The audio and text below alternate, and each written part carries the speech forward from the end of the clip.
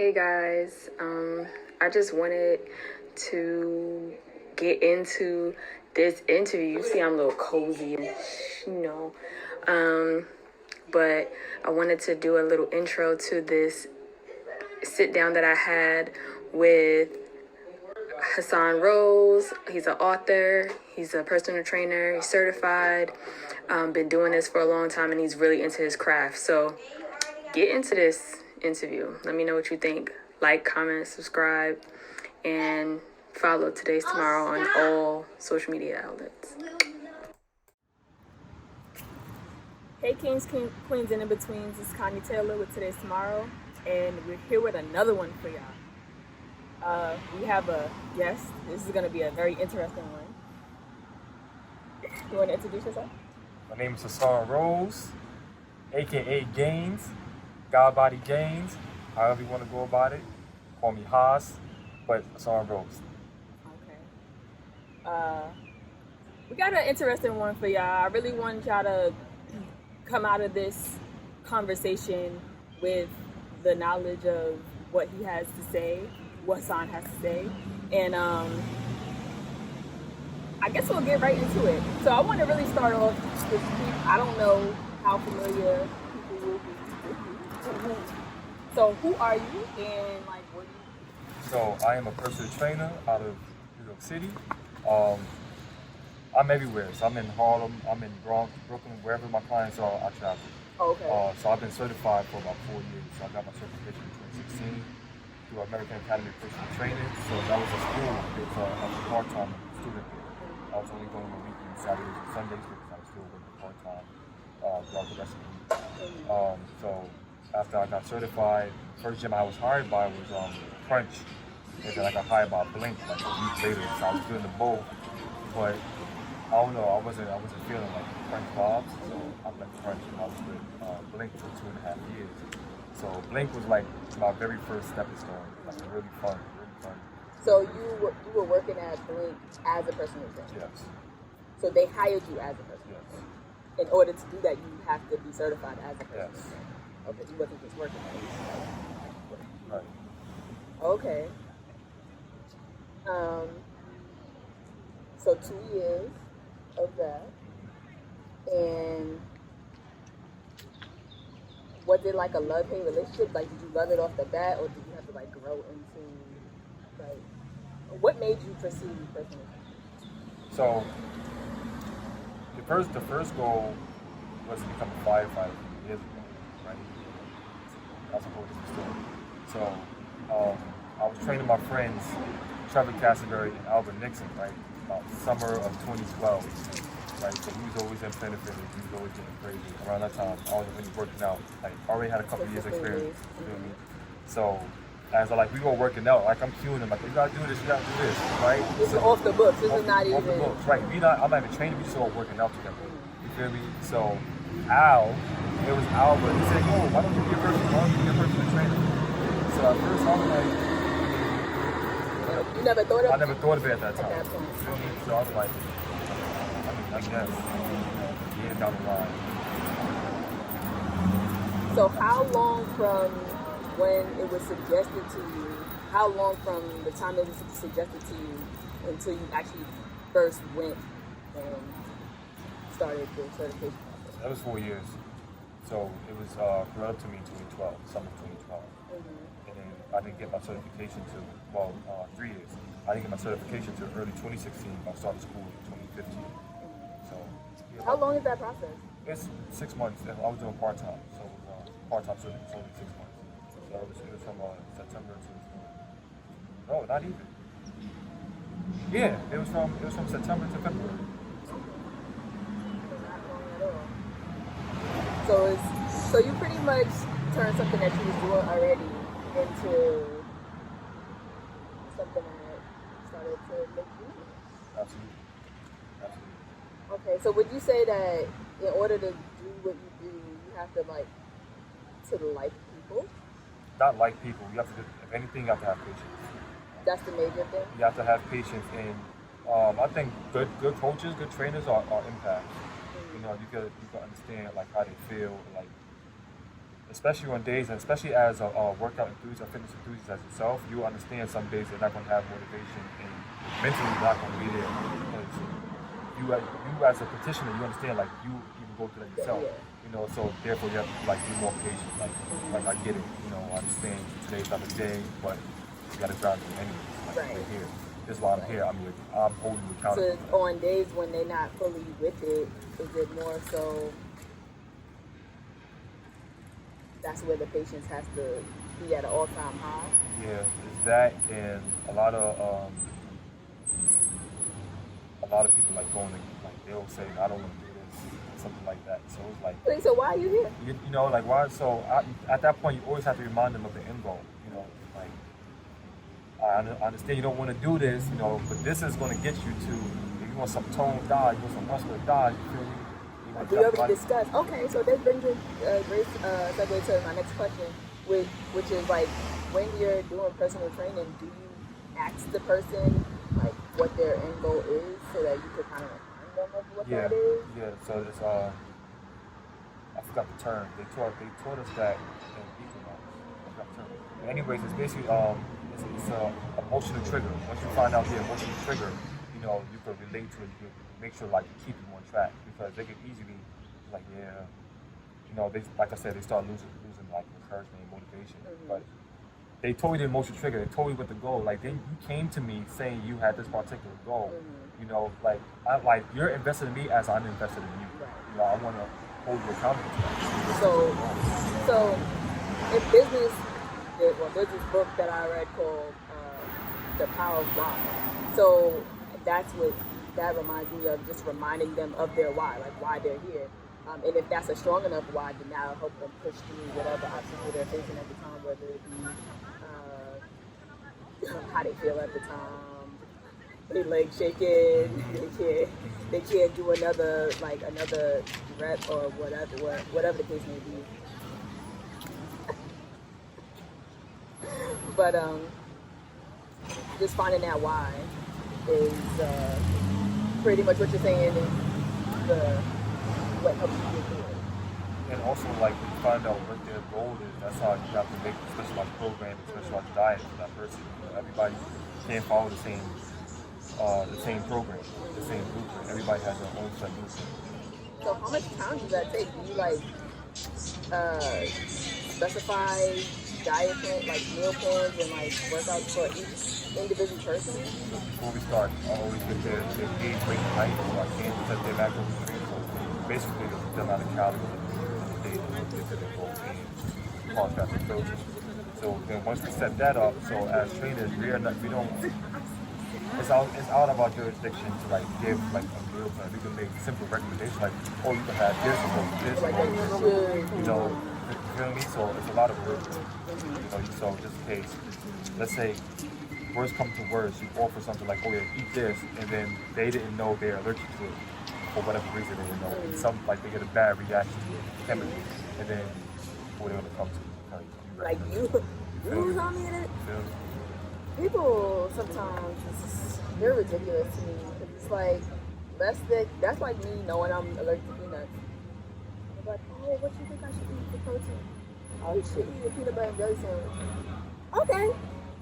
But you know you allergic to peanuts. Right, absolutely. Like, come on.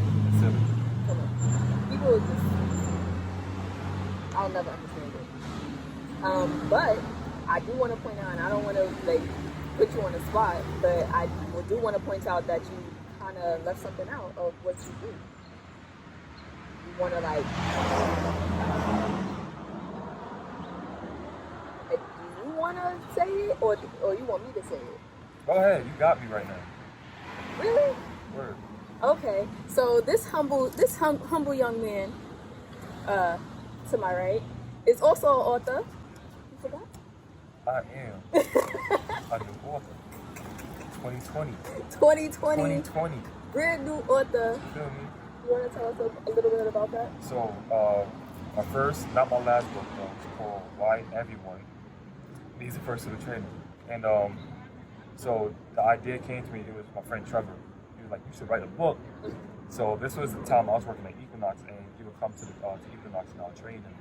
So So yeah, you should write a book. I'm like, I mean, I never thought about doing that. Like, how do I go about that? I didn't know anything about anything. So he sat down with me and we broke it down. Like, we made a plan. He said, we needed like 10 quotes and whatever the case would be. So we did the 10 quotes, and with the 10 quotes, he made me think of someone who I could relate the quote to, so it would be easier to write it. You feel me? So for example, right? The first quote, also my favorite quote, is you have a workout regimen, but your form is off. Right? That one resonates with me a lot. And also I have friends too who work out as well. So they know what they're doing, they have a program, this and that, but they're not really getting the benefit because our technique is off. Myself included, even now to this day. I'm still learning new things. I've been working out for 14 years. And even as a coach, as a trainer, if I could cue somebody else properly, right? It's different cueing yourself. It's like you in the moment, like absolutely. Sometimes you need that outside looking in type of thing to say, hey, like lift your chest up, lift your shoulders.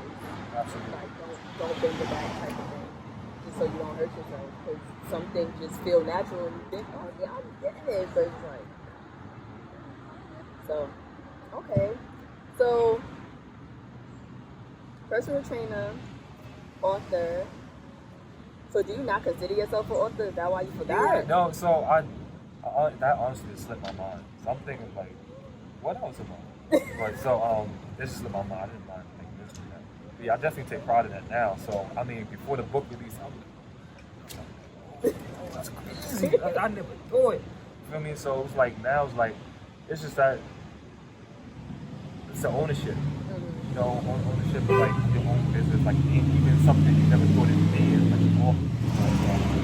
it's cool. It's something else I'm gonna dig out. It's actually cool. So you said that it's not your last book. Do you have in mind of the next book? Yes. Basically, I was thinking about a version 2. Of why everyone needs their personal trainer? Yes. And now it's going to be more so on like. So the first book is personal. Like I related certain personal experiences. This one's gonna be a little bit more personal because now I'm a client. I am currently a client right now. I currently have a coach. So now this book will basically be like experience as me writing from a client's perspective. So the first one is off a coach's perspective. This one will be off a client's perspective. Okay, but all right. So from a client's perspective, what do you seek for the reader to gain from that?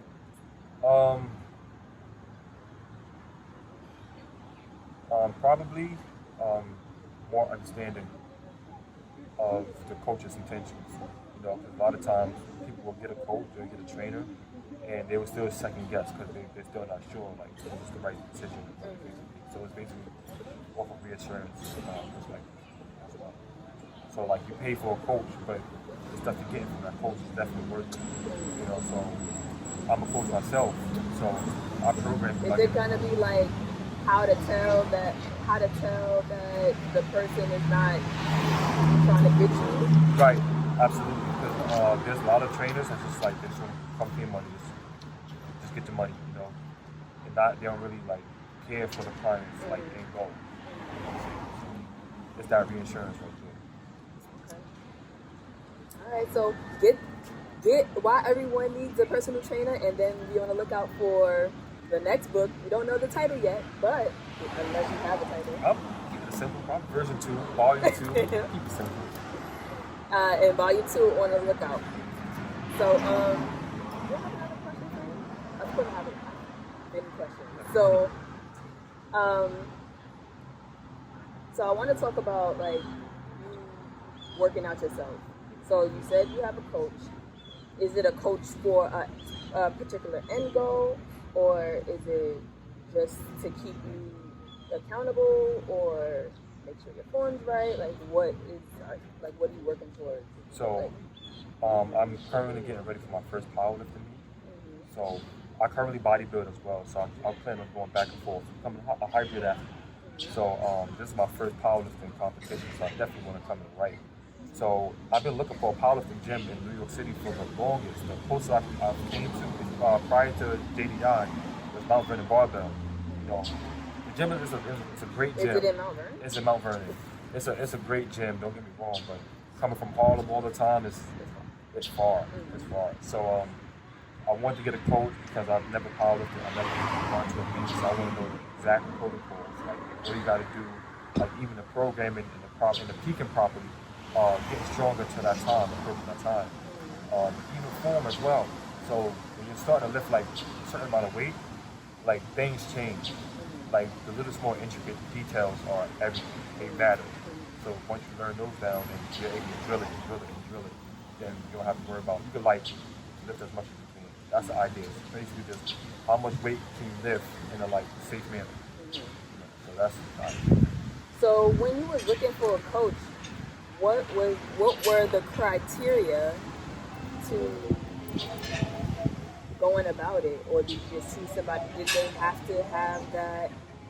I would assume that like powerlifting like background, so they can properly tell you what you need, what you don't need, how what the meat is about and all that stuff, or did you just see somebody? Like, what was that process?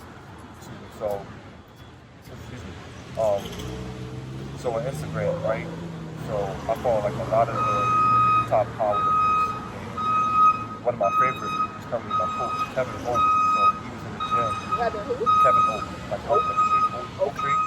So they was in the gym in Long Island City. Then I seen they made a post. It was coming from Harlem, right? So I was like, oh, when? So when I seen it, I'm like, oh, I'm waiting. I was on the page every day. I'm like, are y'all here yet? Are y'all here yet? So one day, I just wrote him. I wasn't really expecting. So when you have like top people up in their profession, like, and you try to write them on social media, you probably think, You're not gonna respond. Little do I know, he wrote me back. I asked him like, "Oh, do you train athletes?" He said, "Yes." And at that very moment, he told me they were open on him. What? I wasted no time. I'm on leeway. Right. So when I went there yesterday, and like I already knew it was going to be him. You know, because once I found that he was in Long Island City, I was already debating like, all right, am I going to take this trip to Long Island City? And then I found it worth it? Right. But then I found that they was coming to Harlem anyway, so I was like, yeah, I'll wait. I'll definitely wait. And at the moment he said, "Oh yeah, we open, come through." Yeah. That was that same week. So it's just crazy how it, like everything just fell into place. Like you put the intention out there, and so that leads me to another like topic, which is like, so what do you think would have happened had he not had that fallen through? Like, have you ever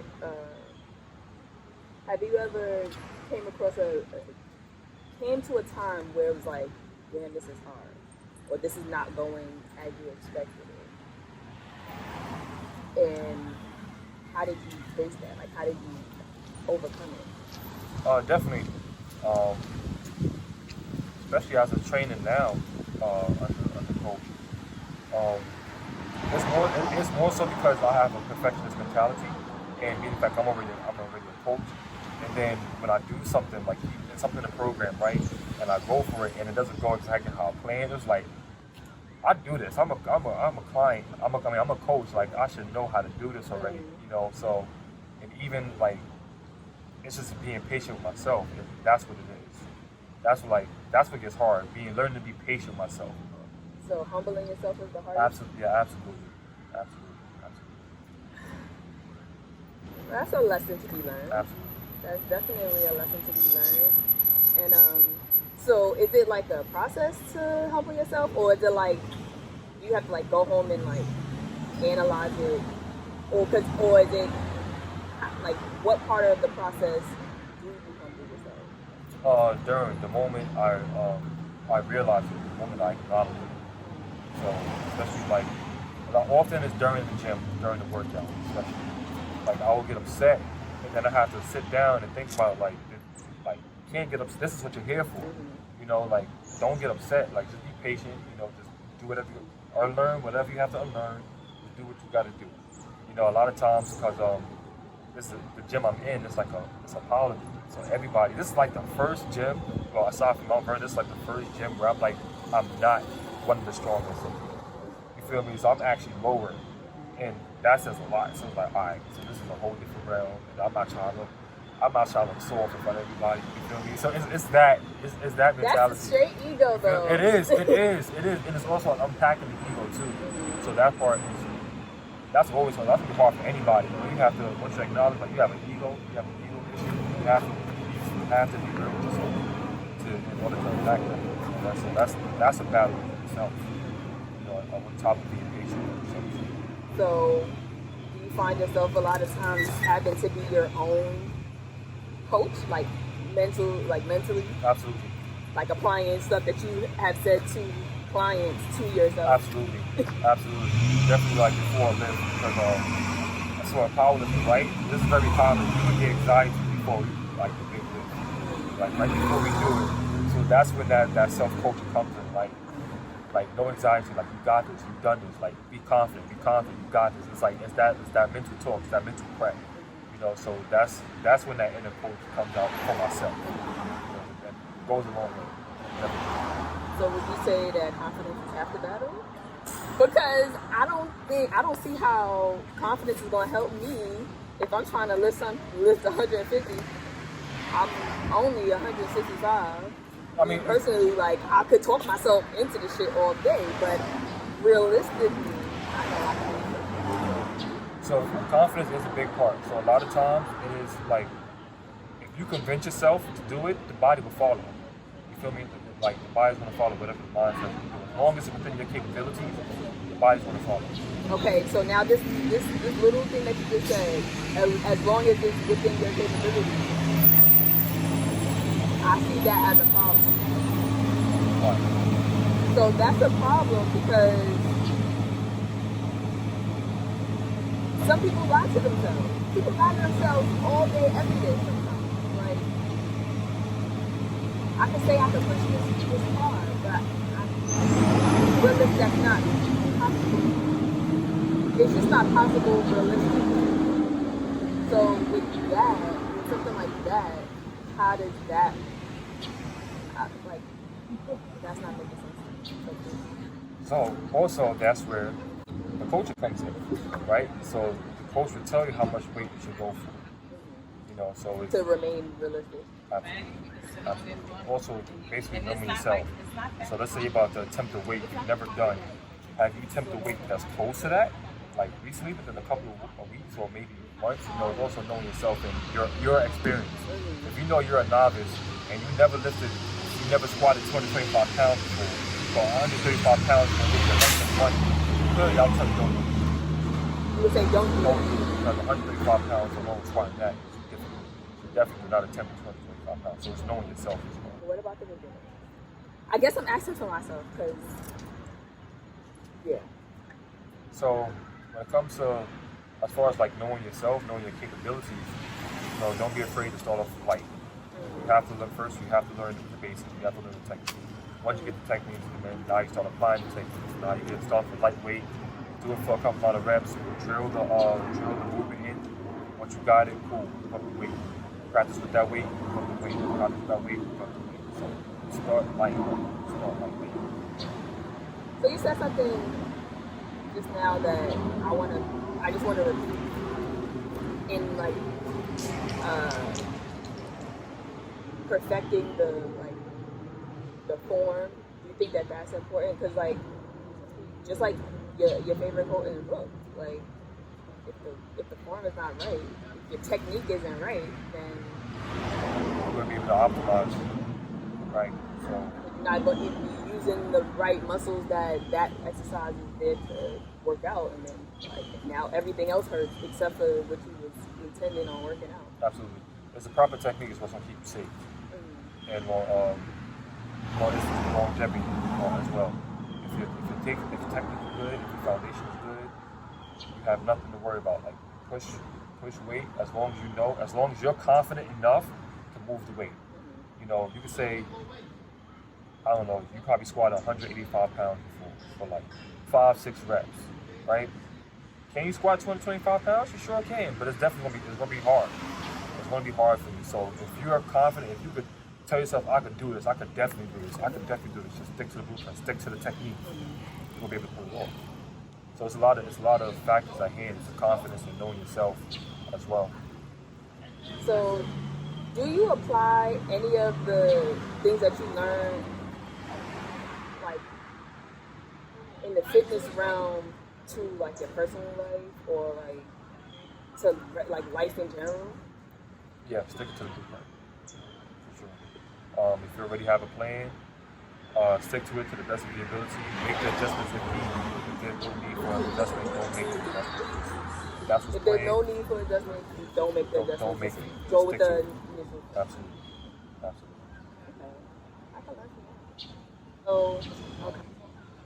Now, do you now still work for, with the whole pandemic happening and like everything closing down, do you no longer work for a gym, you now just work for yourself? Yes, I am an independent trainer. So, Yeah, smile when you say that, boy. what?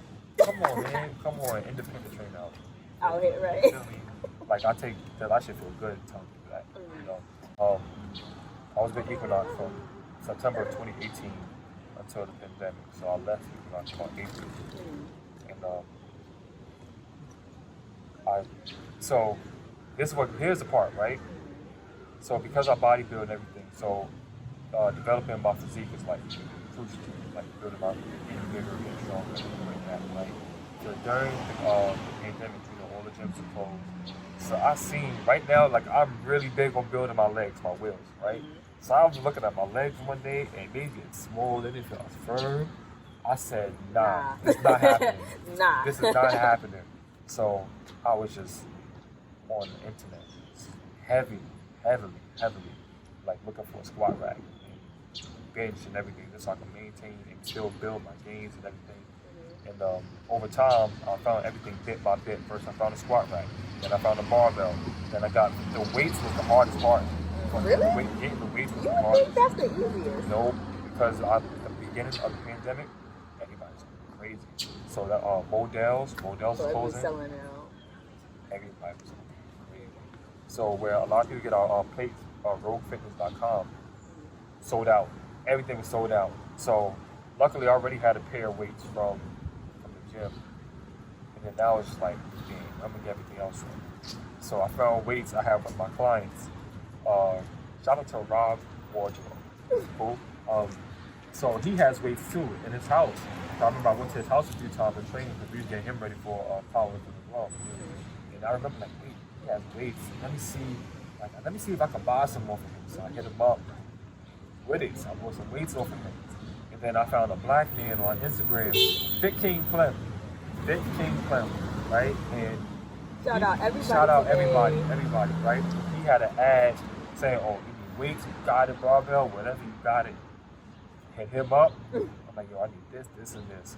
And there was another spot, revaluefitness.com. I found weights off of there. Their stuff took a long time, but they came. It finally did come. It did come, So you pretty much made your gym at home. Yeah, sure did. By any means, man. You had to get I these have gains. to. Like, fitness is like a really, really, really big part of my life. You know, if it's just calisthenics, whatever the case may be, or weightlifting, but it's always It gotta be something. That's drilled in. It's to the point like even on days like rest days, like real fitness heads, rest days, we dread those days because we want to do something. It's like So do you have to remind yourself not to work out? not even now. It's like especially with powerlifting, like rest is even bodybuilding too. But like now, as I'm getting older, like the body starts to change. You feel me? Like the aches and the pains and stuff, they come a little bit more easier than they did when we were younger. So what helps out with that, what combats these aches and pains is rest. Make sure you get rest. You grow when you all the changes happen when you're sleeping. So it's just getting better with the sleep and the rest. So now I'm like, all right, I don't mind taking off 3 days. It's gonna benefit me in the long run. In the long run, okay. So seeing the overall, like the end goal, like okay, I know I need to do this, so and the rest is a part of that. So it's not that much of a chore. It's more so like seeing the the good in it. Absolutely. Okay. So you are doing your independent personal trainer, right? Yes. So now you're entering the realm of an entrepreneur. Yes. Right. So now, see, so you forgot that too. Come on, I gotta remind you, man. We uncovering everything bit by bit. Okay. All right. So I'm unpacking it. I'll do that.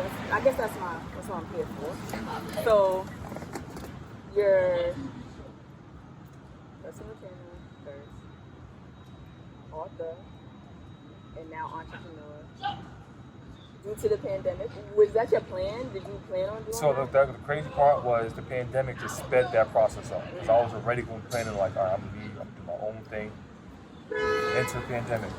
I'm like, all right, now you have no choice but to do this now. So I was like, all right, cool, might as well just get the process, just get started. Right. You know, so the plan, even before virtual sessions was mandatory, I was already thinking that like, I could do it online or something.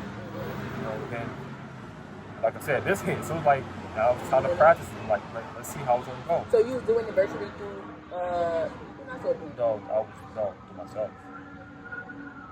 Okay, so you said you stopped working For Equinox. in April. So prior to that, you was just going into the gym. Yes, I would train people in the gym or go to their apartments. Okay, through them, right? Through them, yeah. Okay, and then this makes sense. Okay, and now it's all so. At this point, it's like 50, like virtual. Yeah, virtual and in person. Okay, so virtual and in person. What would you say is more so now? Like, is it more so virtual or more so? Also virtual. Yeah, I'm more inclined virtual than in person. Which one do you prefer? I prefer the in person. I'm not gonna lie, it's just that energy being there. You know, so I can still cue and watch a form virtually, but like it's a whole different thing being there in person. Like, because I offer energy. You know, I'm your hype man. You feel me? You get ready for a big set because I know that there's always gonna be that factor of self doubt. There's always gonna be that no matter what you do, what you do, especially if you're doing something challenging. You know you're gonna like I'm like the challenge. You know, I'm that. You got that. Like I love providing that energy to my clients, and also just being there in person. And it's the talks as well. We can have talks on like virtually, like in between the sets, like we talk about whatever. I don't know. It's always different in person. It feels better. It's more organic. So I kind of want to hit the rewind button. So what was your first experience with fitness? Like, take me back to baby Haas or like middle Haas or younger Haas to kind of give a background on like where fitness was introduced to you. High school, Randolph. So physical education was a class. I was mandatory. And I was also interested during the football team at the time.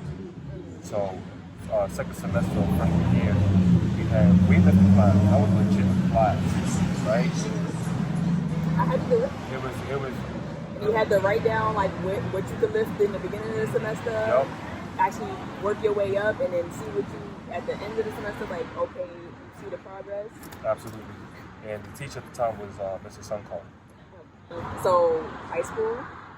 Started in high school freshman year, and the moment I started, it was a done deal. Also, my mom. Like, so what was happening was I would walk around the house at the time, and my mom would randomly on my chest. You need some bass in your chest. So like, I was getting tired of that. I'm like, I'm about to do football what you trying team. to say? Okay, so me? now I gotta do shit. Too, Yeah, right? you feel me? So like, alright, I don't like this. And also, I didn't like being skinny. So my nephew was like, I gotta do something about that. So what do you think will happen if you couldn't work out?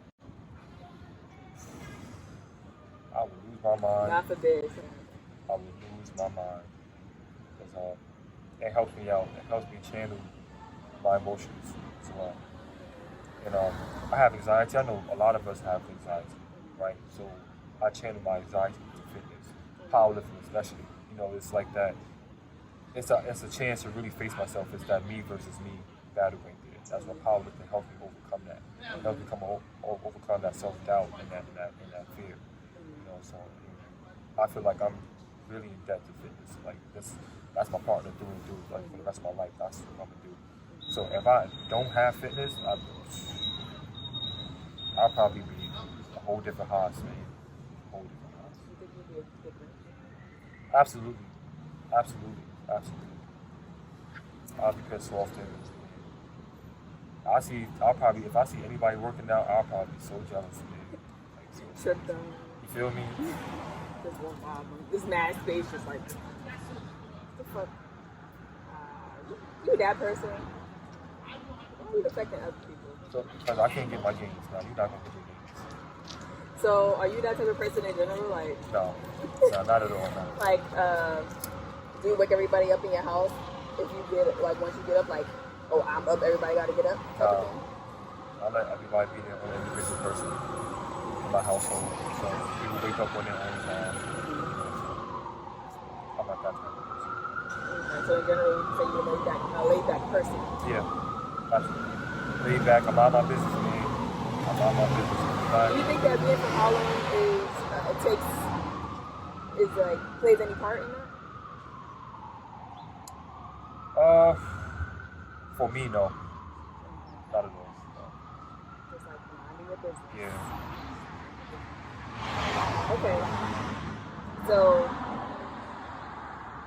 enough about like work. So let's rock. So let's talk about a time where you like actually enjoyed yourself. When's the last time you enjoyed yourself? I went to a fete a few weeks ago. Okay. So in the middle of the pandemic. Yeah. Pandemic, yes. Okay. So I had to, man. I had to. So we've been pent up in our apartments for months and months and months. And they canceled everybody's plans, the party and everything. So I used to party like hard. Slow down. So you party a lot? Not right now. I used to. Okay, so you used to party a lot. Okay. I have a question about that, but continue. So yeah, so the party came and it's like, I know this was my only time to really party because after this it's gonna get cool. So let me hurry up and just get this off the way. So it was cool. Did you party enough for the entire pandemic, or do you feel like there's more partying that needs to be had? So I mean, I can't go for one or two. But that day we ended up going to 3 parties. So we went to like one that was from like 12 to 8. Then we went to like a dollar party, dollar rumble, and then we went to another one. We got there like 12 o'clock. We didn't leave until like 4 in the morning. Got shut down by the cops. You know, that was that day. So I could go. You could use a few more. Alright, so to kind of piggyback off what you said, you can use a few fetes, you know. It's not all the way out your system, but I guess it'll have to do for now, given the circumstances of the pandemic. So when you were partying a lot, how were you balancing work and play? So the party was only on the weekends. I worked on the weekends as well, but probably like in the morning. So after the morning shifts, I just have to let it to myself. That's when we hit the parties, in the evening, late at night or something. Very rarely went to one daytime. But if I did, it was like one day off. It was very rare I went to work and then go to a party. That happened like here and there. But more so if I party, so it's already my day off.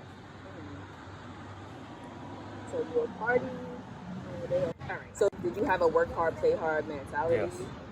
So do you feel like the play balanced out the work? Yeah. And I'm not talking about just like work, like going like to work, but like just even like fitness things, like everything. Even the just recent party, I went to the gym before I went to the party. You know, so I'm like, let me pay my dues first, and then I'm gonna go ahead and bust a wine or something. So I had to work out first. I had to get that out. Fitness is always gonna come before party. So fitness on top, then play, then what? Play, So and it's then fitness work. Like So fitness, yeah, I put fitness before work. So your personal fitness? Yeah. So fitness in this instance means your personal fitness? Yes, myself. And then work is still fitness, but it's for other people. So how do you fit that into everything else? Because like, let's say like as time goes on and you gain more and more clients, how is that time has to come from somewhere? Because it's only 24 hours in a day. So like, how do you plan on keeping that balance? Do you have a cap of clients that you are willing to see during a day? Like, how does that work? No, so I do have a cap. 5 maximum, at least in person. When it comes to virtual, I can just do that from the comfort of my house. But at least 5 people within, like, in person a day. So depends on how many clients in a day I have. Then I revolve like my training time. So let's say like if I have most of my clients in the morning, I'm gonna train in the afternoon. But if they're spread out, but there's a big gap between somewhere like maybe in the morning and like evening, I'm working out a little bit. So you just at this point you're squeezing yourself into whatever your schedule is, like whatever your client's schedule is. Have you ever come across a time where it's like, damn, there's no time for me to fit everything in, or you just make the time? I'll make that time. Well, what's the latest that you've ever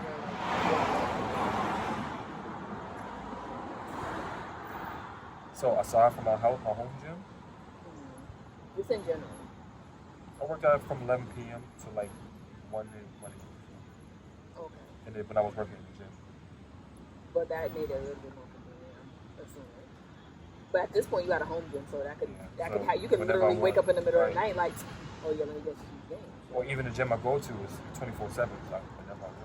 Okay. And that one is open now. Yeah. Okay. Do you like it? I love it.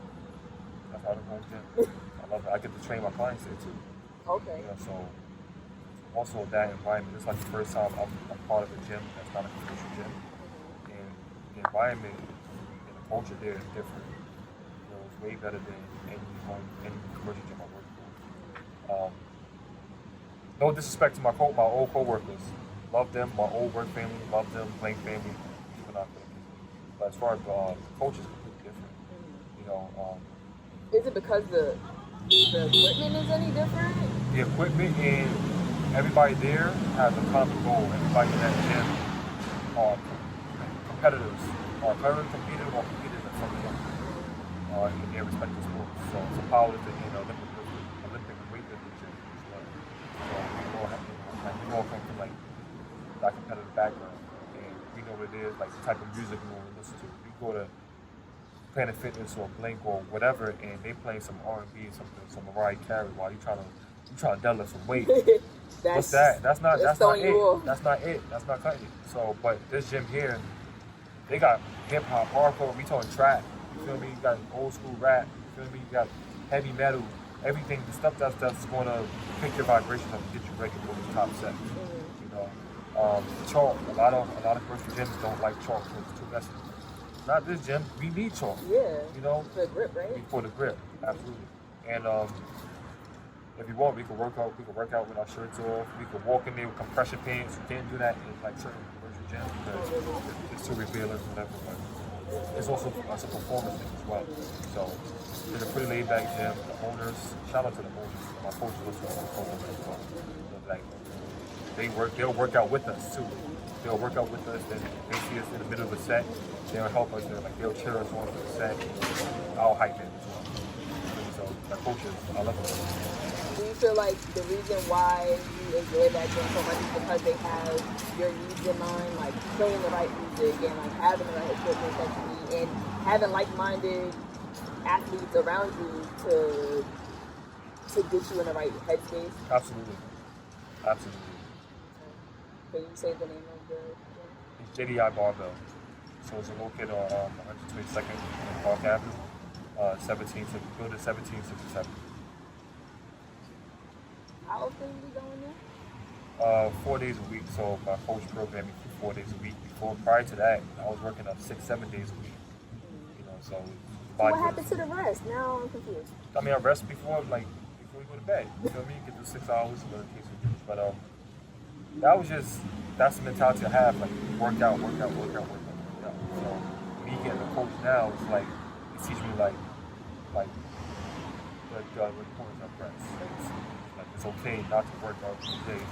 But wouldn't you tell that to somebody else though? Yeah, absolutely. So why wouldn't you do that yourself? You know, type of like a practice what you preach type of thing. Absolutely. But it's the style of training. So bodybuilding and powerlifting are different. Bodybuilding, you can train 5 to 7 days throughout the week. Muscle groups. You're training the muscle groups at this point. Powerlifting, you're training the movements. And it takes a different toll on your body, on your central nervous system. So because you're lifting, you're smashing heavy weights often, you're going to need that exercise. So at this point, you're bodybuilding and powerlifting. Is that usually done, or are you doing something like out of the norm? It's usually done. Both things. Okay. They go hand in hand at all? Absolutely. So could you explain to people like what's the difference between bodybuilding and powerlifting? So in simplest terms, so bodybuilding, as the name suggests, building the physique. Is more so training the muscles, building that mind-muscle connection with yourself. So the training scheme is completely different. You can do like 3 to 7 sets of like lots of volume, meaning lots of reps, right? Powerlifting is not like that. Powerlifting, because it's heavy weight, lower reps. The rest is going to take longer. So bodybuilding rest is about a minute to 3 minutes tops. Powerlifting, everybody's different. 3 minutes to maybe 10 minutes. Like everybody's different. The more weight you lift, eventually we'll need some more rest to recover, let your system recover so you hit it again.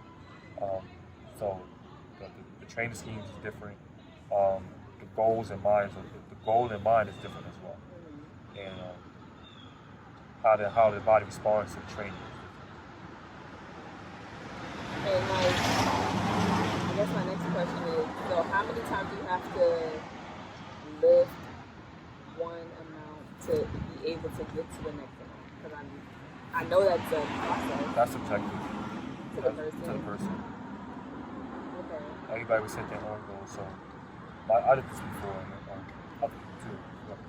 They would, let's say like we are lifting a new amount of weight. We're not lifting this week. Let's say we bench, just throwing random numbers. So let's say we bench like 275, right? But we can only bench it for 5 pounds, only 5 reps. So ideally, I would probably set a goal for myself, don't move up the weight until I could do 10 reps. Once I can hit 10 reps, then I'll move up the weight and do that whole process. So it's called progressive overload.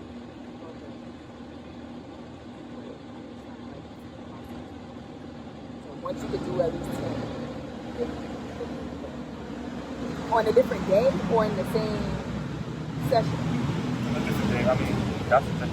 Well, let's say you work your way out of the days and the weeks went on, and you build from 5 reps, then you actually hit that 10 reps on that day. If you want to move up and weight on that day, because you already hit 10 reps, by all means, go ahead with the day. But then you probably would have to go down in reps. So. In reps, yeah. That's the whole new ball game. Right. Because like, okay, I went up in weight, but I'm sure I'm not going to be able to do 10 with the higher weight. Okay. And so, like, on a personal note, like, do you judge people who are not about fitness? Like, how do you feel about people who don't take their fitness seriously? I'm not going to. I would judge people if they say they want to start it, you can do it. You know, like I said, do it often, you don't do it. But if they just, like, don't really prioritize it, then that's on you. Just like a personal preference. That's your thing. And that's fine. That's okay. That's definitely okay. But if you like procrastinate on doing it, you feel me? Especially since you say you want to prioritize it in your life, if you don't do it, then it's like, what are we doing? Right. You feel me? You got to get something. So alright, so how often do you come across people that are like that? Often. Very often. So does it bother you though? It does. Go ahead. Yeah, it bothers me, especially when it comes to me, when, like, they ask for coaching, right? If you come to me now and I feel like I'm invested in you, it's like, all right, you came to me, like, you trust me. So, like, now I'm going to take care of this type shit. You feel me? So, and then when we don't start, it's like, yo, what happened? Are we going to do this? You feel me? The excuses come. And then it's like the whole run around. So, well, I can see why that would be frustrating. It's like, all right, what we doing? What are we doing? So do you, at that point, just like leave them be? Like, they come to whenever they come to. You know, I'm not gonna chase anybody. I don't believe. That's the thing. Like working at a gym, they try to make us like have to go attack, right? People like I feel that's not how it works. People they're gonna do it when they're ready. You can't force them into it. They're gonna do it when they're ready. So whenever you're ready, like I'm here. I'm not going. This is what I do. I'm here. When you do come with up like 100%, 200%, because you got stuff to do. No pressure, right? No pressure. But it really is pressure. Lowkey. It is. Because it's them. Like I guess the pressure will be coming from themselves. It's from nothing. That's at the end of the day, it's that battle versus yourself. You feel me? So you may need want that. It? Yeah. You don't really want that shit. Yeah. You don't really want it. You may need that external push to help you get there. Which I also mentioned. You need that external help. I remember the question now. So why should people look you as not a person? I'm talking about you. What do you bring to the table that sets yourself apart from the other personal trainers out there? Understanding,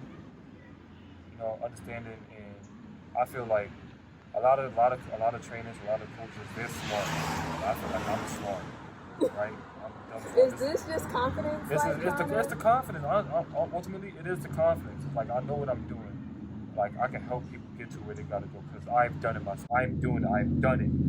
You feel me? So I have the practice. I have the knowledge. Also, I feel I legit just want to help people get to where they gotta go. Like help them feel better about themselves. Help them be better. You feel me? So when we do start working, so it's like, all right, so we'll do this. So it's just like, I don't know, when people do come to me, like I don't take it for granted. It honestly makes me feel good. Like you trust me enough to like push you in that direction. So I'm just gonna recap a little bit about what you just said to me. So and how I feel, what I feel that people should look you as a personal trainer. Again, to reiterate what you said, because you care and because you actually love what you do. One of like my favorite quotes in For the Hustler by Trevor Cassaday, I don't remember the quote verbatim, but it had a lot to do with like doing what you love, and that being said, with you doing what you love, then it's like work is not really work. It's right. It's less like work and more like an everyday thing. It's just a plus that you get to get paid for it. Yeah. Lowkey feels like a hobby. Right. And that's what I feel like everyone should do. Because then you'll be doing it at 110% because you actually enjoy it to do it, not going to it. I gotta do this. So now you're giving half-ass performance, but nobody asked you to be here. You signed your name at the dotted line. You filled out the application. You sat through the interview process. Nobody asked you to do this. So I feel like that's super important, and that's why I feel like people should book you. So are you at capacity yet, like right now, or? Not at capacity. Do you feel like you would push yourself? Like, okay, even if you were like booked up, like, do you feel like if someone else, if another client asks to like come on, do you feel like at that point you would take them in just because, or do you feel like you would be realistic with something like, okay, I honestly can't take you right now? I'll probably be realistic, especially if it's going to cut in. If I'm going to try to move that person into my schedule, I'm eventually have to take away some time for myself, like fitness. And then fitness can be that's not going to happen. I feel like I can't. Like I'm gonna try every way possible, but what I'm not going to do is cut out my fitness time. You feel me? If I could possibly move people around and it wouldn't inconvenience them, then I'll do it.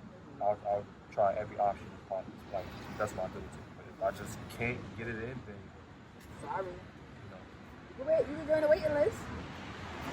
You feel me? I mean, so the thing with personal training, something happens. So you Things happen. Shit happens. Shit happens. So So from an entrepreneurial standpoint, how do you plan to scale your business as it grows? Have you given that any thought? what do you mean? So as it grows, would you be like hiring other people on? And do you, at this point, I know you're an independent personal trainer, so are you training under like a company that you built, or is it just like through yourself? Myself. Okay.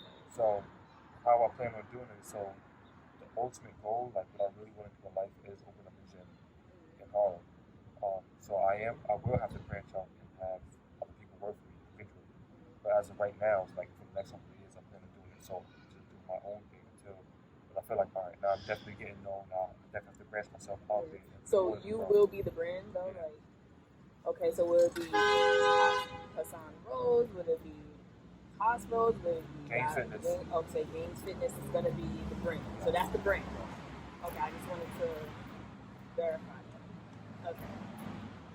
So under Gainzzz Fitness. So right now, you're training people independently under Gainzzz Fitness. Correct.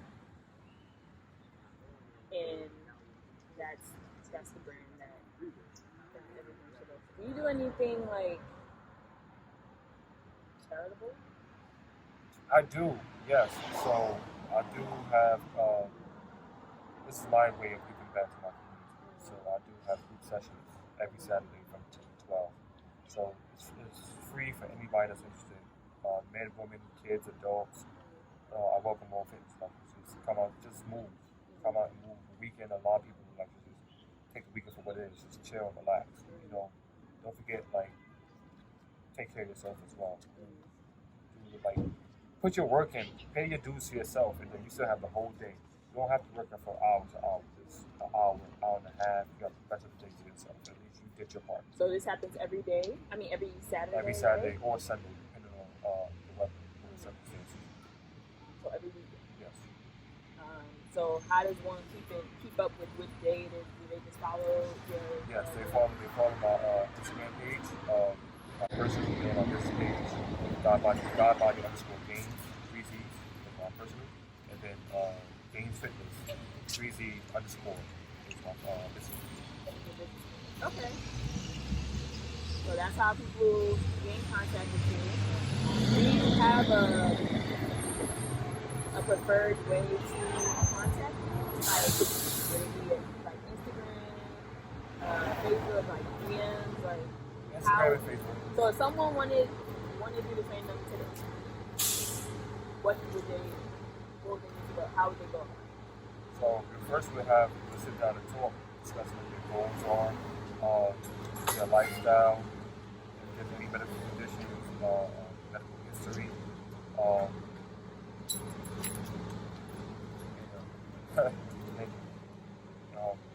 exercise history. So basically, it's a part before we go about. So then once we break that down, then I have to advise you age, weight, and height.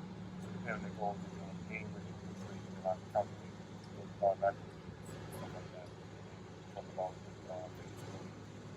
how often are you going to train, if you're going to week, and also what you're going to do outside of physical training as well. So do you keep your clients accountable outside of your sessions? Absolutely. How do you do that? Like keep in touch, like Check-ins. check-ins? Weekly check-ins. Or even during one of the sessions, I'll ask you, how was your workouts? How was your fitness? How was your nutrition last week? How was your workouts last week? Your homework. You give your clients homework? Homework is basically exercise to do when we're not. Okay. How often do clients do homework? I'll give it to them. It's up to them to do it. So now it's like I'm only in control so much. You know, now it's, are you going to put in that work outside of one-on-one. A good amount of time they do. So how do you kind of differentiate, like, or keep yourself from being super frustrated? Like, because I know that you care, and that's a major thing that you stress during this conversation, but you can't care more than that person. So when you give the homework with that expectation, or Absolutely. So when they do it, great. They don't do it. Don't do it, it's like you didn't do it, but then you just shorthanding yourself. You had that conversation with them? Like, you know, you're not hurting nobody but yourself. Something like that. I mean, it's hard to tell. Like, they'll have a legit excuse or excuse nonetheless. So I don't know if it's lies a lot of times, or they like legit say, "Oh, that's something came up." So it's like I wouldn't know. So I can't like any bullshit. So I take it for what it is. It's like, regardless of what excuse you gave me, you're short-term. right. You could have made time. Because I know for a fact that people make time for the stuff that they do in life. Right? No matter what it is. If you want it bad enough, you're going to do it. So keeping that mindset probably keeps you sane. Yeah. Alright, well. That's the only way you can go about it. You know, like you could. I mean, I guess you get upset because like your business, you want people to take it serious. At the same time, like they're working on their own time as well. So like, all right, I mean, this how. Well, this is how you want to move about it. Cool, just go. Like now, go take over. I mean, go about how you want to go about it. Now, whatever goal we had for this X amount of time, now you just push that back. You feel me? So I don't want to hear nothing in the first time frame like, oh, why I ain't seen my progress? Like, if you ain't put that work in. So what are you doing to get to achieve this goal?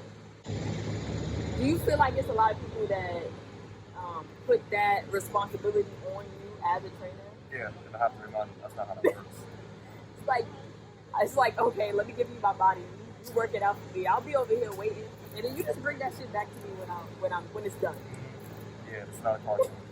It's not no anime or whatever fantasy you have going on. It's not how it works. You have to put the blueprint. So I'm gonna give you the blueprint. What you gotta do, follow the blueprint. If you don't want to follow it down to the T, or if you don't follow it at all, then it's like, all right, I just gave you the cheat code. I mean, you know, that's on you. So is there anything else that you want to keep in mind? Well, I'm an athlete. If I didn't say that, bodybuilding and powerlifting. So I did my first bodybuilding competition last year. Placed third in novice and first in open. So what that means is... Yeah, I was going to ask what that means. So what that means is novice, as it sounds, it's more like doing their first or second show. So that's my first one. I did novice. Open is for everybody that's in that category. So meaning, I did men's. So open it would be everybody that's for your height, because men's physique will be on your height, not how much you weigh. So for my height class, I placed third in novice, so people took the first and second show. Third in that, first amongst everybody in my height class, no matter how many companies. It could have been fifth or sixth. I competed against Open. Okay. So That got me hyped. That got me dumb hyped. So I'm like, word, I can do this. All right, say less. So before the whole pandemic, I was like prepping to do another competition. The powerhouse last year was March. Yeah, I was a few weeks out. I was like 3 weeks out before the whole pandemic came. So I was pissed, and the first one I had a coach for that. So my former Tyler Smith. So after that, I'm the type of person, show me something once or twice, I got it. Like, even if If I make mistakes, cool, make that mistake so I can learn how it works. So after that, so I'm like, all right, I'm gonna have an idea how to do it. So I did my own diet, and I had a long time to prep for this coming show. So my body was coming along really, really well, and I still had time left. So that's a lot. So I was really hyped, fucking rolling. I mean, it had good and bad aspects. Yeah, it sure did. Sure did. You know, really bad. I quit eating nuts so I could focus on other things. So that was good. Like I said, my ankle is a own my own gym. And I undermine the fact that I still own the gym. In my house, like it's like my first home gym. You feel me? So, so I take all the equipment. I have my own stuff.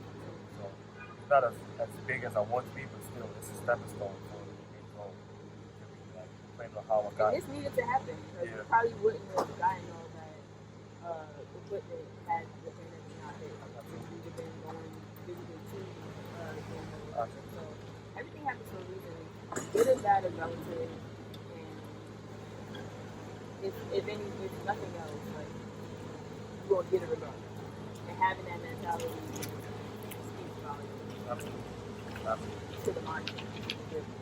So, I don't think I have anything else. Tell them where they can find you again. I know you mentioned it earlier, but Instagram. So my personal page, God Body Together _Gainzz, 3 Z's. Business page, Gainzzz Fitness, 3 Z's _ at the end. Facebook, like my page, or Gainzzz Fitness, or Gainzzz Fitness. I'll share all that information. And don't forget to buy that book. Buy the book. Buy the book. Buy the book. Help me, help you. Help him help you help yourself. Yes. Yes. That's the underlying help. Helping yourself. Absolutely. And then I'm gonna say it. Then book him to train you. You in the Harlem area. So how far like what's the radius? Like is there somewhere that's too far for training? No, not at all. So you come to Virginia? Only that's why I say NYC. Okay, so 5 boroughs. About the boroughs. Okay, so any borough. Not Staten Island. Even in Staten Island, then we got the diversity. That's it. Wait, so I could do virtual sessions? While in Virginia, yeah. I train people that's already in Washington State. I train people that's in Cali. We train in freaking different time zones, okay? So book your session now. Get the book first, though. Because then you'll know why everyone needs a personal trainer. So, I'm doing a promotion this month, right? If you buy my book, you get a free, well, not a free, consultation. You get a fitness consultation that will make you want to book a session. And trust me, the sessions is real. I'm right now going through some stuff right now. I don't want to talk about it because this is about to make me start crying. She did her first session with me. It was a good time. It's also we just getting her to learn more like my body crying right now. How to use her body. How to use her body like my body's crying. My body's crying, bro. If your body feels like that, then it's good. I feel like I got hit by a truck. I'll be okay. It's a good pain though. Just to clarify. It's definitely a good pain. It makes you want to continue. It makes me want to continue. So, all right. So I already talked to you a little about like judging other people who don't take fitnesses as seriously as you do.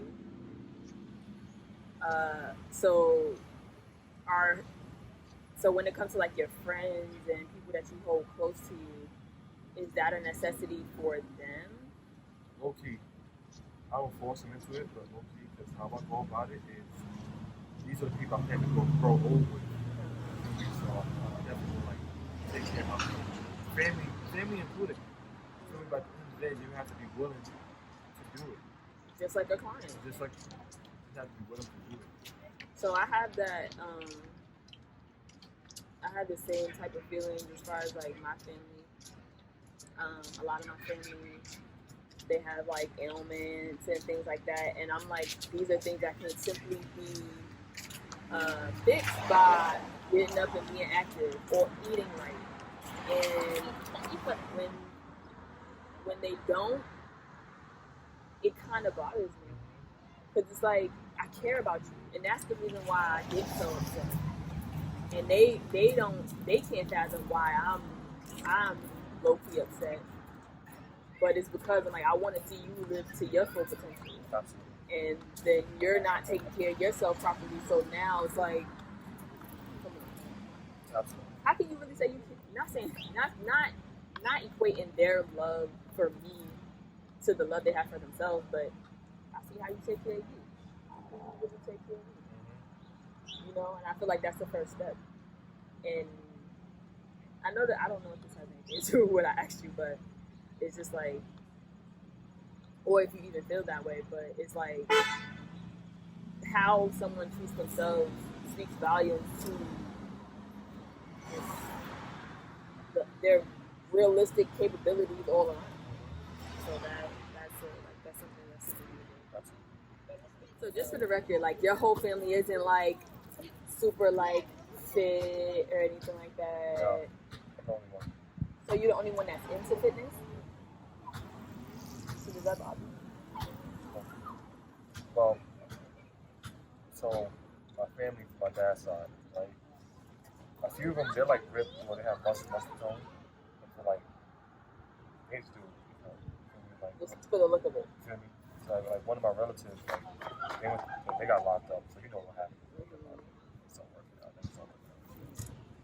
So, you know, when she came home, like, I guess they slacked. You feel me? So it's really just me on both sides of my family, actually.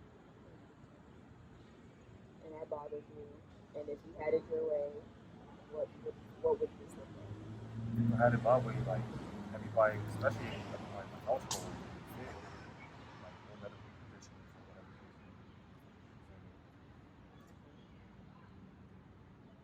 it is. Does that take a toll on you, knowing that you got the cheat code, you have it, like, you have it, and you are willing to give it to the people that you love? They're not They're not receptive. They're not receptive to it. So my little brother, one of my brothers, like he's on. Are you the first one saying call, or he's the last? No, doesn't ask me anything. On purpose, I think. Like, he wants to do his, and I have to tell him, like, Yeah, you know, I do this, right? I do this like, professionally. You know, hey. I have weights in the other room. Like, let's go. Mm-hmm. You know, no. Is it? Do you think it's more of a like with you type of thing, or like or he just not receptive to any type of outside input?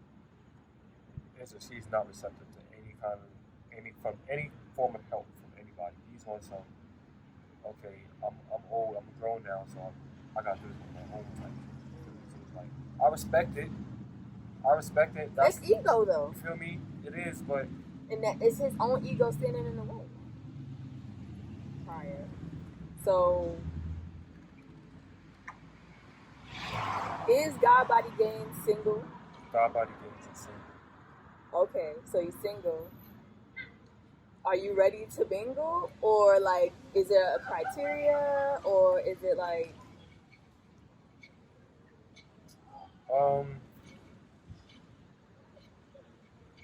Are you single by choice? I'm single by choice. Okay. Do you feel like a relationship can't fit into what you're doing right now? Or it can. So, alright. I'm gonna try to answer this like as clear as possible, right? So currently, like, I'm just focusing on like fixing myself type shit. But it's very possible to still work on yourself and have a companion at the same time. You have to know how to balance that out. So it's also a thing of having the right person there. So now I'm picking, if I am going to do that, who's going to be like, my journey on my self-improvement shit, affect you or us as a whole.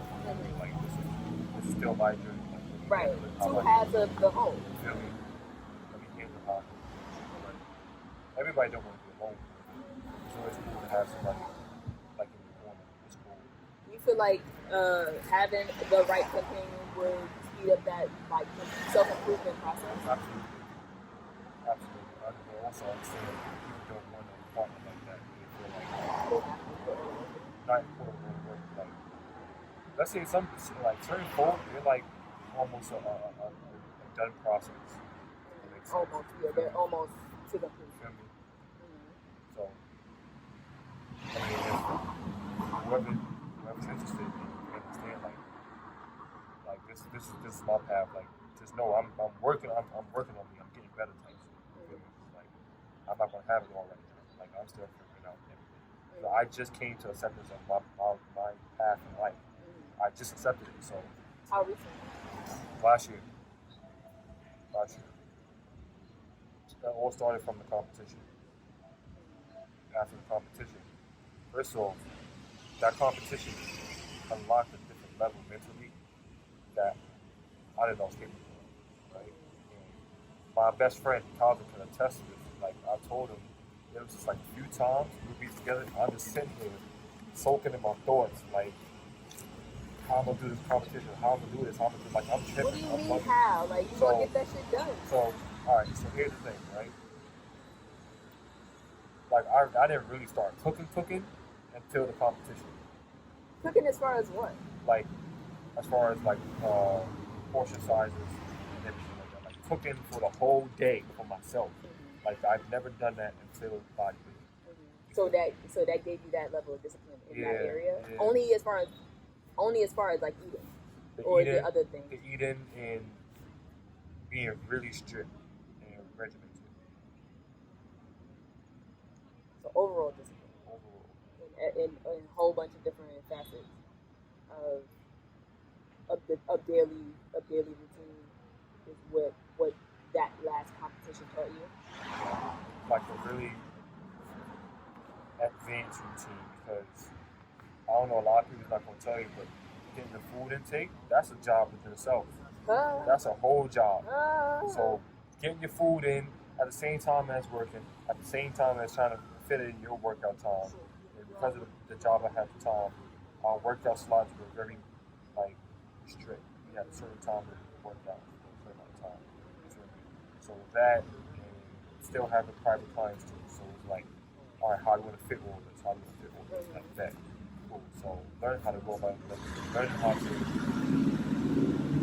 very fluid. Simple. Like being able to adjust to the times. To adjust as you went. There's no blueprint. There's no thing. Just really like you could. It taught me how to follow the blueprint along with allotting time for distraction. Yes. Okay. Like, so I kind of still want to talk about this whole you being single thing. yes. So what's the perfect way to approach you? Because I feel like being a bodybuilder, a personal trainer, a power lifter, all these things that people see could kind of build a facade around you where it's almost like it can get socially awkward to an outside person on how to approach you. So do you feel like that's the case with a lot of people that attempt to talk to you? Or so what is the way to what's the proper way to talk to you? Don't just randomly hit you up, because I feel like that's the best way. Yeah, that's a fact. Nah, real talk. Just hit me up. It's not you don't have to come I'm only hitting you up just for fitness purposes or whatever. We could have a conversation about anything. It doesn't have to be fitness related. So just talk to me as a regular person. I'm still a regular person. I just do fitness shit. You feel me? That's it. Totally as a regular person. So what if somebody who's not into fitness is interested? Should they just like not shoot their shot? Or be ready? Or would they just have to be ready to, like, or willing to, for that to be? Be willing. Okay, be willing to what? To learn, like, at least learn about fitness or something like that. Or adding, like, fitness into your life type shit. So, you don't have to be, like, a fitness junkie or whatever. I don't care. You don't have to be like that. As long as you want to, like, take care of your body type shit, that's fine. That's good enough. But if you don't, like, prioritize, like, health, like prioritize fitness, that's fine. So most of my exes were like that. They were into fitness. So, do you feel like that it played a part into why it didn't work out? Or was it always like other things? It didn't play a part, but it was effective. Like it didn't play a part in the reason why y'all not together, but right. It was a factor right. in Yes. in your head. Mm-hmm. Like, Dag, I wish she was a little bit more into fitness type shit. Okay. So y'all heard it here first. Like, you know what to do. I feel like I'm thinking about questions that people will want to like.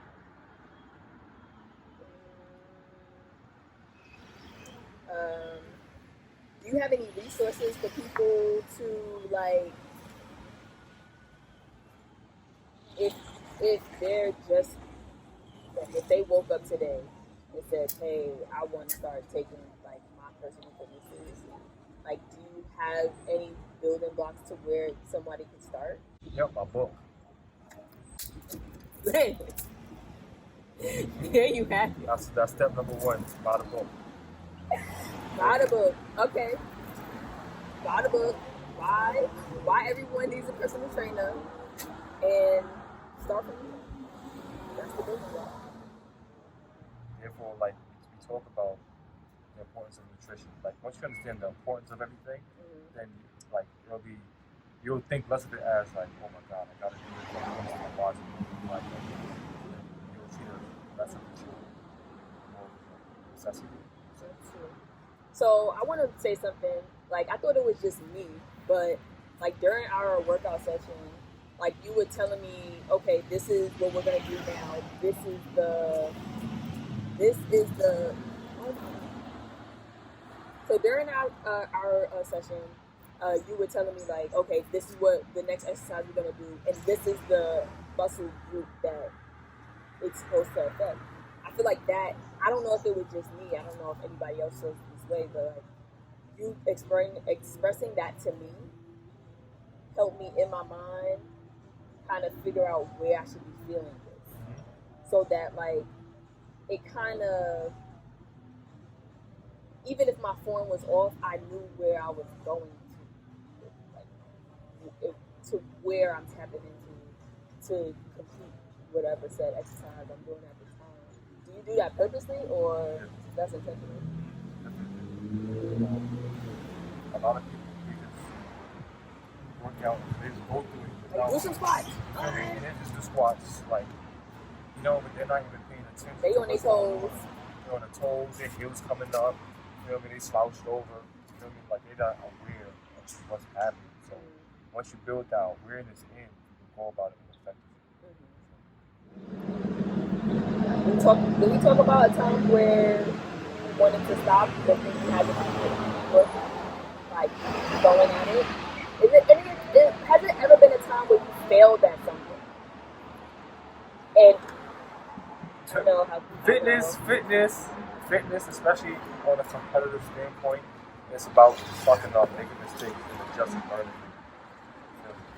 So as far as nutrition, but your first time competing, like, you were, like, you were winning, like, you were making strides in those things. So how? So it was the battles that took place before the stage. Okay, so you lost the battles to win the war. So bodybuilding, like, when it comes to bodybuilding, like, not everything, that's a lot. It's a lot. Time and everything. You want to come in and look in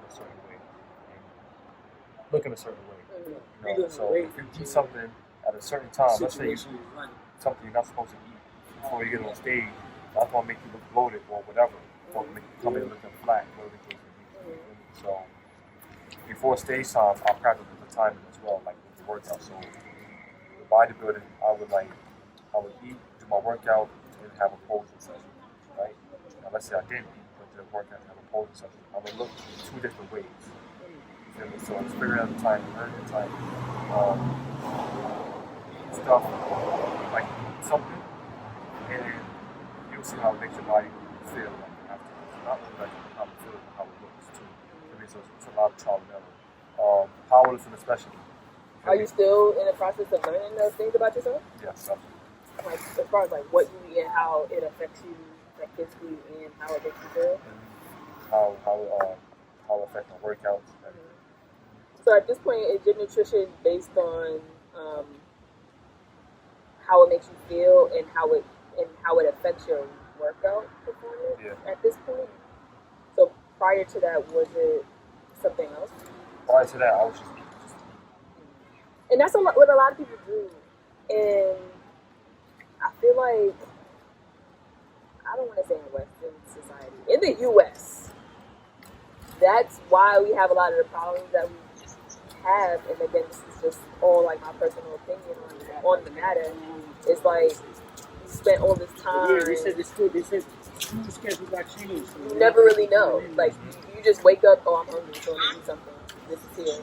School schedule was Shit changed. has no nutritional value, but you're just gonna throw it in your mouth. Because it's there for convenience. So recently, I've been trying to like intentionally go about it, like, what do I need for the day? And that's another thing I'm learning. As far as like, I don't even know the basics really. So like for a workout, I know that if I work out, I'm gonna need like more energy, but I don't know exactly what I need in order to fuel whatever type of workout. Is it different types? Is it even different types, or is it just like the energy factor for the energy that you're gonna expel during the workout? And just so in general, being intentional, too many people are not intentional at all. I just want to repeat that because you're probably who I'm talking to. Calling a spade a spade. With that being said, do better. Wanting to do better. You know, like wanting to be better and not just talking about it. That's really the goal. I feel like that's what the goal should be. Is to be better, do better, want to be better. So you get these games. Like, look how you really won. Because I know a lot of, I'm not fat shaming anybody. So let me put that disclaimer out here. But you don't want to. We all have things that we want to improve on ourselves. So with that being said, stop talking about it and Just do it. Just do it. Don't let fear and anxiety hold you captive. And that's with anything. It's not Yeah. even with like just as far as like fitness. It's just like in general. Start that business. Why you ain't start that business? Why you if you want to create content? Why you ain't create that content yet? You know, I feel like execution is half the battle. And once you start it, then it's like, okay, now I got something to work on. So then it'll the momentum. Don't be afraid of mistakes. Mistakes is what's going to get you better.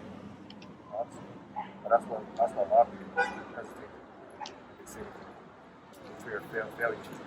The fear of failure? Fear of failure. That's the best teacher though. It's unfortunate. It is what it is. Look, it is what it is. Failure is definitely the best teacher. Like how you want to learn. Don't look at it as, oh, yeah, I fucked up. look at it as, damn, what could I have done, or what am I not going to do next time? I mean, it's get your XP, get your experience. So that thank you for saying that, because like that's so important. And the one major thing that I wanna like that is in my mind right at this moment is if I could just figure out the best way to fail. But there's no like right or wrong way to fail at some shit. You just gotta kind of do it. And so I guess it's easier said than done. So we could tell people all day like don't be scared to fail, because I've been there. Shit. Sounds good on paper until it's time to actually do it. I've been there. I can't even hold you. Like, I've been there to where like I'm making excuses in my head that ain't even happened yet. Oh, this is probably gonna happen. That's probably gonna happen, but I ain't do it yet. It's like yourself out of it. I ain't do it yet for that to actually happen. So it might not happen, but in my head, once I think it's like, okay, that's what's gonna happen. So an easy way to go about it, instead of thinking like, what if it fails? What if it doesn't? What if it works? What if it works? Good way to think about it.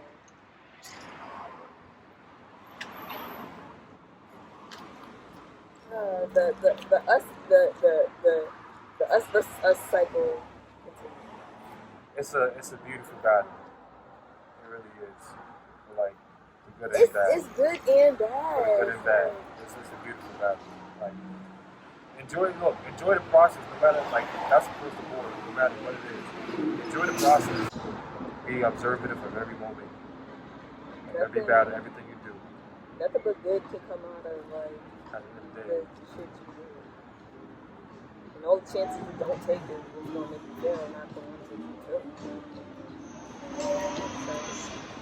So is that what is alright, so is that what you would tell your younger self? Absolutely. Don't be afraid. I absolutely tell myself. So did it take you time to learn? It did. I'm a late learner. Do you feel like you could have, if you would have been further than where you are right now had you figured that out? Absolutely. Yeah, for sure. For sure. Would you have really listened to yourself at that point? At an earlier point? Yeah, I would have. Because I did have. If your now self is able to go to your old self and like, yo, listen, like, look at me, like, look at you. Like, type shit. do all your shit right now. And Type shit. So you think you would have listened to you? So yeah, I would. So for example, right? I don't tell anybody this. Very few people know this, right? But one of my internal battles with empowerment, especially, is the fact that I'm always tight. I started so late. I'm 28. Like, damn, why am I just now doing this? You feel me? Like, why am I only lifting the weights I'm lifting now? Like, I could have been lifting heavier weight. You feel me? Especially against You thinking about your future? You feel me? I'm especially in my field. Like, a lot of people are stronger than me, and they started at a young age. You feel me? And I'm starting at like, You gotta start something. you gotta start something. You have to start something. But if I was able to go back to myself, like, yo, do this right now. Do this right now, so then You'll thank me later. You'll thank us later. You feel me? The results will be completely different by the time you do this. What if we really had that ability? That'd be great, yo. Y'all scared the shit out of me, but that'd be great. Right? Can you imagine your like older self coming to your younger self? Like, how you really gonna react to that? You feel me? Like, how would I cross? How would my thought process be? Like, yo, how'd you be here though? Like, is this real? Nah, this can't be real. Show me the time machine. Though. You feel me? That's my next I need some type of proof. Like, where the Carfax? Like, I need evidence. show me the Carfax though. That's a fact. Even though you're talking to yourself, like, I know you, because I know you are me. Right, and you look exactly And you like look me. exactly like me. But I need proof. But I still don't trust you. You feel me? So help me trust you. If I would have told my youngest, I'd be like, for real? Like, you doing too much. Right, right. Like, are you going to listen, yes or no? Right, you gonna listen or not? You gonna listen or not? And then it's like, You feel me? Eventually, I probably would have listened anyway, but it would have definitely took some time. As far as like fully I still would have went to contact them. I'm like, well, let me at least see the time Like, machine. who's the president at the time? Like, what's going on? I need Nah, some type because of fact. if somebody would have told me a few years ago that Donald Trump was the president, I'd have been like, oh, you lying. That nigga a millionaire. That nigga don't got time to be president. But here we are. Yo, Here we fucking are. yo, maybe it's all like, he not gonna be president. Ain't no way. I'm like, nah. He got businesses. He on fucking TV shows and shit. Okay. Nah, that's not. Look at the stuff he's saying, like, ain't no way. But now look, Here we are. here we are. Here we are. So are you into politics? Yeah. What are some things outside of fitness that you're into?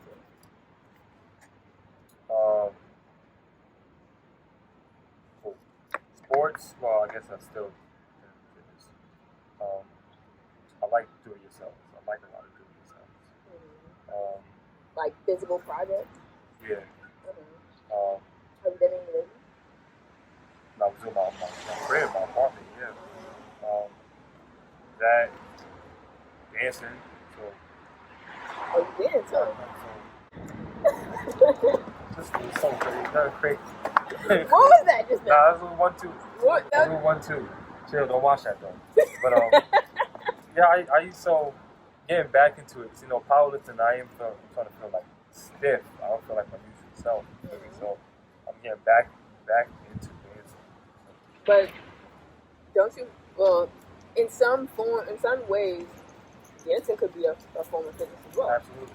I know people who actually dance. Absolutely. They definitely can. They can actually carry over into each other too. That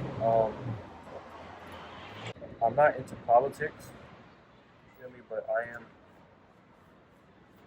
like social events though. I'm into that. That makes sense. Like a social event. Talk about like the current like protests and stuff. Yes. So to a degree, you would have to be into politics to a degree. So, by all means, like on some extremist type shit, like how the expertise I have in fitness is not like that in politics. But I don't dabble. Just a little bit, just to keep me up to date. Nothing crazy, nothing so I don't like lose my mind. Do you feel like you dabble in it as before necessity? Just stay up to date.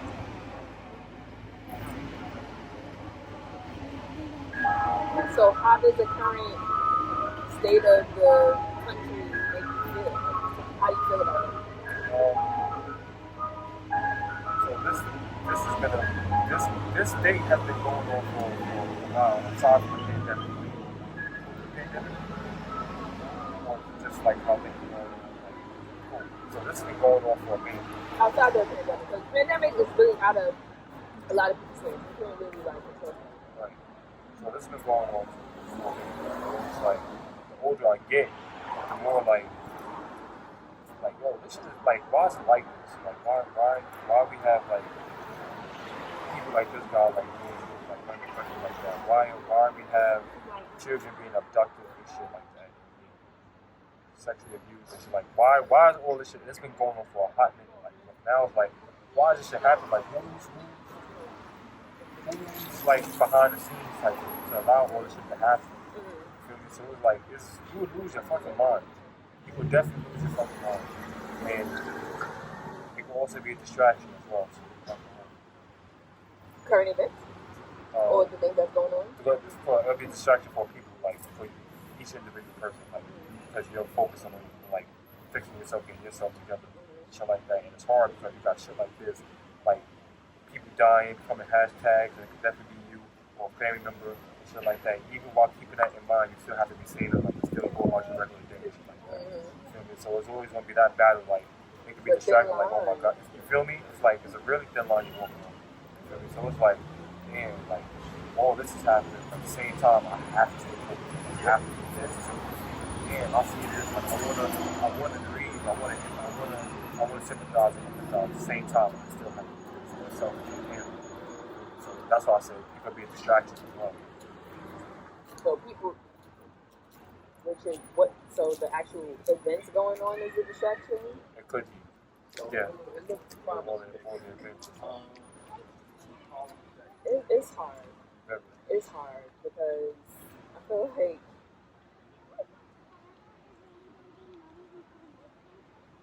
I feel like you have to be super intentional and like really keep in mind like to keep that balance of yourself, like your personal sanity, and still be cognizant of what's going on around you.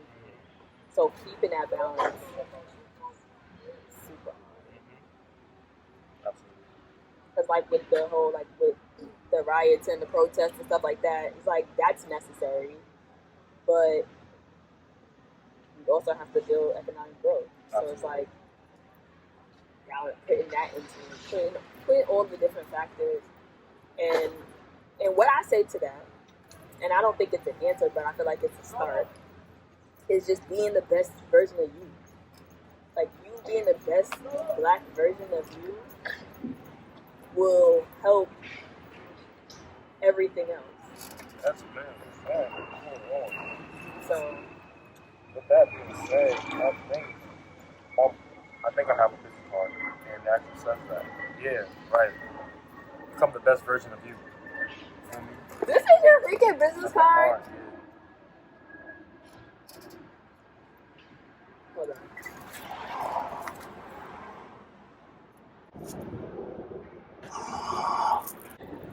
Wow. I'm pretty good. Yeah.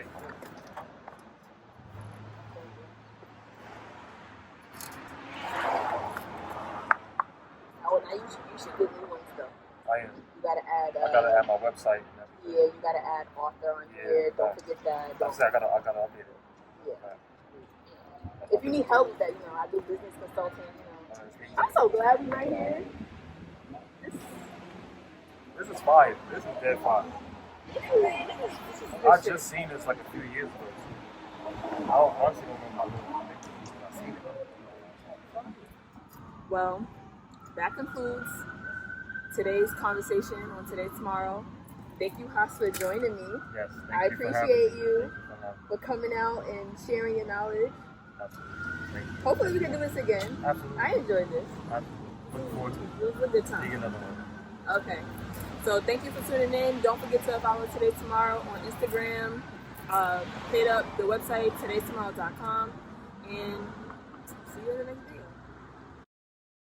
As you can see, I had a grand old time chatting with Mr. Godbody Gainzz himself.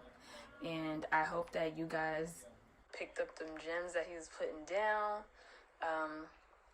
He was able to get into some things, even down to personal life and life experiences. So yeah, so I feel like it was a great time. I appreciate him again for sitting down with me, and tune in next time. See you next time for the next installation of Today's Tomorrow's Sit Downs and Chats.